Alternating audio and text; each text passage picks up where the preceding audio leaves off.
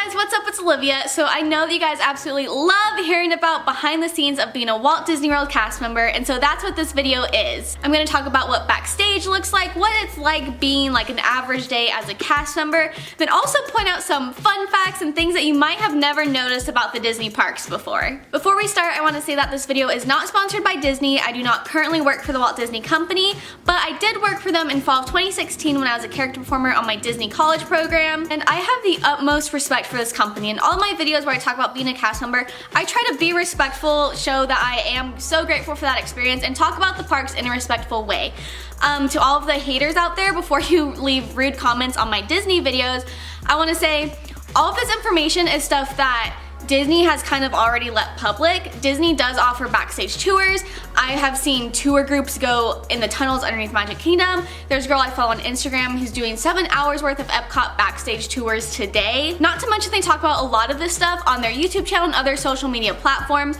So for my audience, like, I just kind of compiled all of this into one space. I think you're not gonna know all of this stuff, but to the haters, like, this stuff is out there, so don't freak out that I'm a horrible person and releasing all these Disney secrets, because like I said, I respect this company so much and I want to keep good relations with them, so I would never do anything to jeopardize that. Alrighty, so first I want to talk about some Disney lingo so that we're all kind of have a baseline knowledge of what it's like being a cast member. So two things that you oftentimes hear when watching cast member videos, they talk about on stage and backstage. So on stage is Disney language. Since Disney World is kind of a show, it's a performance. On stage means anywhere where guests can see you. So anywhere in the park, in a store, even if you're, quick service food and beverage and you're working behind the counter where guests can't get, if they can see you, that's still considered on stage. So when you're working in the parks, even in a resort, in a restaurant, whatever, that is all considered on stage. Backstage is when you're behind the doors that say cast members only, when you're in the utilidors underneath Magic Kingdom. Anywhere where guests can't see you is considered backstage. She continues this kind of performance theming by calling its employees cast members. So yeah, it literally just means Disney employee. It's just the term that they use. And rather than referring to the people in the park as customers, we refer to you all as guests. Trust me, we are 100% aware that you are paying customers, paying a lot for this experience, but we don't want it to just be like a transaction where, like, here you go, you get what you get. We want you to get the most out of this experience possible, so we try to go the extra mile to make our guests feel welcome. Another common thing you'll hear is Blue ID. That is the company ID. It's called that because it's literally a blue color. And while you're on the job as Disney cast member, you never leave your Blue ID. It's always on you somewhere in your pocket, in your lanyard, unless you're in entertainment, which is sometimes different, but that's how you get into the different parks to work. It's how you clock in, it's how you use your merchandise discount. So Blue ID is like the lifeline. Last piece of lingo is termed or terminated. That's just fired. If someone says, oh, I don't want to get termed, or oh, I got termed, I almost got termed, or terminated, that just means getting fired from the company. Okay, into the good stuff. What does backstage look like? So during my time as a cast member, I worked in all 4 parks and different resorts on property. So I've seen the backstage of all of the different locations, and every single one of them looks different. So it definitely goes by kind of what the shape of the park is, what the needs of the park is. So Epcot, if you look at the map, it's kind of in like a circle. And so there is kind of a main area that has a few buildings, the lockers, the costuming, where the cafeteria is. In every Disney park there is a cafeteria. They have a subway. I have only ever been there during training because I couldn't eat on my program, but I know they sometimes serve like pasta, salad. In Animal Kingdom, I like to call it like gas station food, so it's kind of just like ready to go, like chips and packaged things and coffee and things like that. In Magic Kingdom, it's called the Mouseketeria. Super cute, and it is not free for employees to eat there. I've kind of already mentioned that Magic Kingdom has the utilidors, which is how cast members refer to the tunnels that are underneath Magic Kingdom. So like I said, every park is kind of set up differently. So like in Epcot and Hollywood Studios, you have kind of like trailers like around the edges of the park, like when you go backstage. And while Magic Kingdom has some of that, the major way that cast members get around is through the utilidors. So underneath Magic Kingdom, there is just this maze of tunnels that go everywhere. Everyone's on foot. There are a couple of golf carts, but I have no idea who gets to use them or what they're for. It's not for entertainment, I can tell you that. But all cast members basically enter the utility doors at the same place, and then from there, they walk to wherever they're going. So it's really crazy when you go in, and like I said, there is like a backstage tour if you want to pay like $150, something like that, to Disney, like in Magic Kingdom, and see all of this. But when you get there, it's so crazy because you see people who are wearing clothes that clearly work on Main Street and work in Tomorrowland and work in Fantasyland and work in Frontierland. So you see all of these different types of costumes. Then you see Cinderella and her prince walk by, and then you see, you know, the custodial outfits, and you see managers walking around in their business casual clothing. So it's quite the circus, honestly, that you see. So another large part of backstage is costuming. These costuming buildings are huge. Like, I wouldn't say like warehouse, like store huge, but definitely like high school gymnasium huge. Each park has one costuming center, and they contain all of the costumes that are worn throughout the entire park. There is a separate entertainment costuming with like the princesses' dresses and like things like that. But if you're outside of entertainment or outside of being a performer, then all of the costumes are in this giant warehouse. It's huge. You see all the different themes, and the thing is too, there are so many different body types of cast members who work at Disney. So in every single costume, they have to have multiple of something that's gonna fit someone who's 4'11" and 90 pounds and someone who's a 6'5", 225-pound man. Like, they have to have all the different costumes. So they have areas with like all the belt, jackets, shirts, shorts, pants, long sleeve, all the different accessories, all the different variations of the costume location, all of that is in costuming. Basically how it works as a cast member is that like the beginning of each week, or really whenever you want to go, you see what your schedule is for the week, see what costumes you need. Oh, I forgot to mention that Disney lingo, instead of using uniform, you say costume. So everybody, no matter if you're a performer or if you're working merchandise or custodial or attractions, everything that a cast member wears is considered a costume. So let's say I have 4 shifts this week, then I would go grab my 4 shirts, grab my 4 shorts. Disney does not provide your socks or your shoes. Grab belts if I needed, any other accessories that I needed.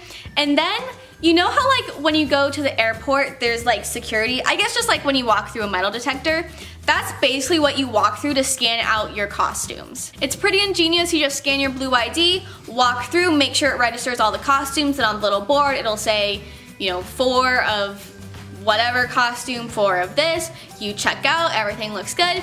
And then once you're done wearing that costume for the week, you come back and you just turn it in, you throw it into like this little laundry chute, then they'll scan it and then get it off of your account. I was always so afraid that some costume piece wasn't like gonna get scanned back in, even though I turned it in. So I remember one time there were several weeks where it said I had checked out only 1 shoe, or only had 1 shoe left over. Again, for entertainment, it's different with shoes and socks, all that stuff. But so I like went to the ladies, I was like, you make us, you know, turn in our shoes tied together at the end of the day. Like, I know I turn in these shoes. And they're like, oh yeah, probably the barcode was like worn out on it, so we'll just, you know, write it off now. Oh, I didn't mention, how does the machine actually pick up on these costumes? Each costume has a barcode inside of it.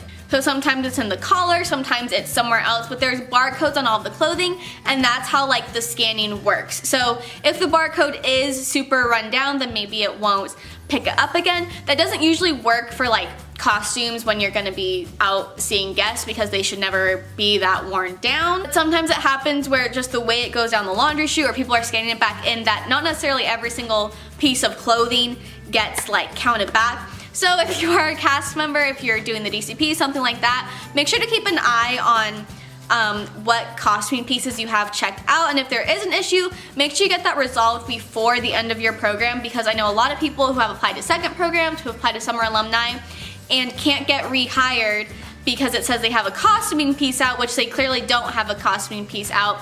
So you have to get it cleared up, pay the fine, whatever. So do yourself a favor before you leave, make sure costuming is all worked out. I mentioned Disney does not provide your shoes or your socks. I think not socks. I actually don't know, but I'm assuming they don't cover your socks.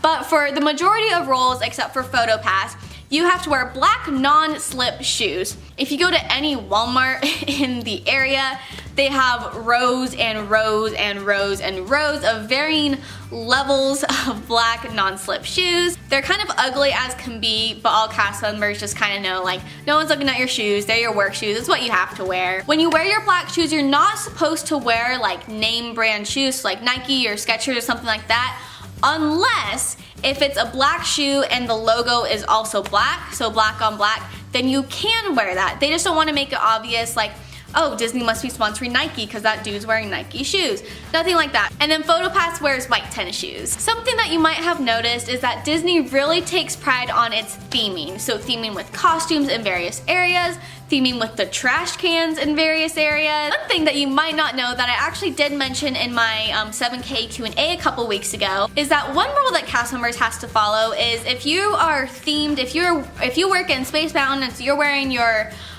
or in Tomorrowland, so you're wearing your very monochromatic uniform.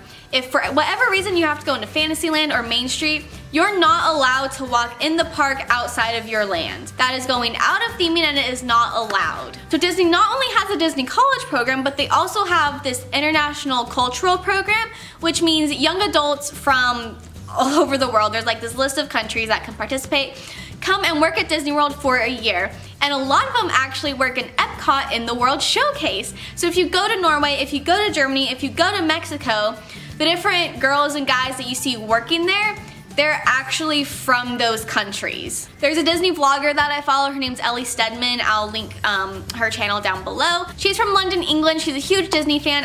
Before I went to Disney World, I was watching all of her tips videos on Disney World, and she's a Disneyland Paris annual pass holder, all of that stuff. And she's actually there right now. She started last May, so she's there for a couple more months. And she's working at the Rose and Crown pub. So when I say Disney takes their theming seriously, Disney takes their theming seriously. The people who work in the different pavilions are literally from that country. If you ever want to know where a cast member is from, then just look at their little name tag. It always goes on this side right over your heart. And not only does it say the cast member's name, but it also says where they are from. So if you want to spot a college program cast member, then theirs will not say Sacramento, California. Theirs is gonna say Univ of Cad Davis, or Louisiana State U, or Mercyhurst U, whatever university that you go to, the name tag says that. Kind of a running joke that cast members have is Chris from Orlando. So basically, if you, for whatever reason, like forgot your name tag for the day, then base always has this just super generic name tag, and it says Chris, and they are from Orlando, Florida. And so whether you're a guy or girl, it works. And you are Chris from Orlando for the day. So it's really funny when you go out to like work with someone and it says Chris from Orlando, so you're like, okay, like what's your real name? Because I know that's not your name, you just forgot your name tag. So if you ever see a Chris from Orlando when you're at the parks, there's a really good chance their name is not actually Chris and they're not actually from Orlando. Now I'm just gonna kind of tell you some random fun facts. So where Disney training is, where traditions, and then welcome to operations, and then welcome to entertainment or merchandise, whatever your job is, all of that takes place at Disney University. It's this building outside of Magic Kingdom that holds like leadership programs and the various trainings and company orientations. And so your official first 2 shifts as a cast member is actually at Disney University doing traditions and doing welcome to ops. In Disney University, and then also located at various different locations in the other parks, is something called Company D, and this is a little store for cast members basically, so it has different Disney merchandise. I have a t-shirt that says like Disney College Program on it. That's where I bought that. That's where you buy Disney cast member license plates, bumper stickers, shirts, pins, lanyards, things like that. I believe you can go in Company D even if you're not a cast member, so like if my mom came and visited me, like we could have gone to Company D if we wanted to. Another fun thing is whenever Disney is building a new land like Pandora or Toy Story Land or Star Wars Land, they oftentimes will have cast members come out and sign the beams that are gonna be used in the new land. So unfortunately, I missed out on both Pandora and Toy Story Land, but yeah, they have cast members from all different like roles, not just construction people, not just people who are going to work in that land, but entertainment, photo pass, merchandise, custodial, like everybody gets to go and sign one of the beams. So that's super fun. They're like in Disney history. As you can probably tell, Disney does a lot of planning and a lot of thinking ahead And in fact, the auditions for the Christmas parade are actually in like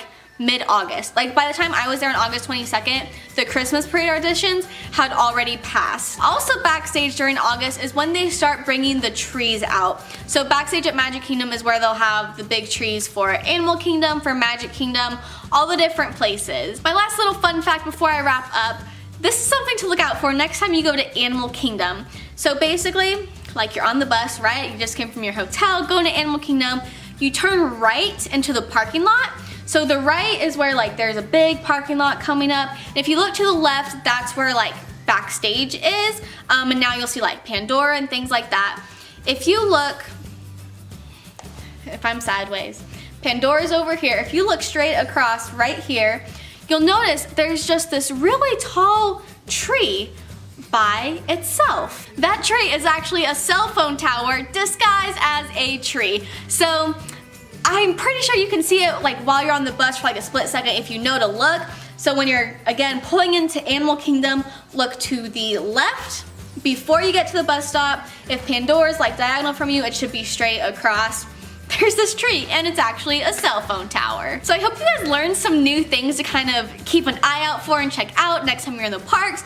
Look up like where cast members are from. Notice like what color shoes people are wearing. Notice the theming and the different costumes that the cast members are wearing in different parts of the park. This is a really fun video to make. I hope you guys enjoyed it, and again, I hope you can tell I respect this company so much. I love this company. So if you like this video, please give it a big thumbs up. Comment below what you didn't realize before about Disney or any fun facts that you have. Make sure to subscribe to my channel. Have a wonderful day. Remember to keep dreaming out loud, and I will see you guys next time. Bye!